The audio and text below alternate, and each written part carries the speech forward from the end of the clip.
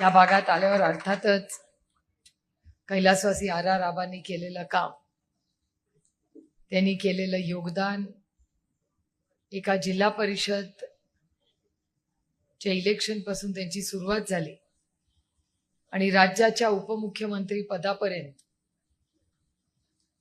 आणि राज्याचे कर्तृत्ववान गृहमंत्री म्हणून आजही त्यांचा उल्लेख करतात.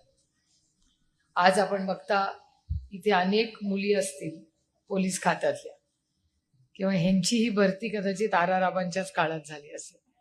या राज्यातली सगळ्यात मोठी पोलीस भरती कुणाच्या काळात झाली तर ती आर.आर. आबांच्या झाली आणि पारदर्शकपणे झाली. एकही परीक्षा पुढे ढकलली नाही, कुणालाही अडचण झाली नाही आणि मुलींनाही समान अधिकार देण्याचं काम त्या भरतीमध्ये झालं. ही आपल्या सगळ्यांसाठीच एक अभिमानाची आणि कौतुकाची गोष्ट आहे.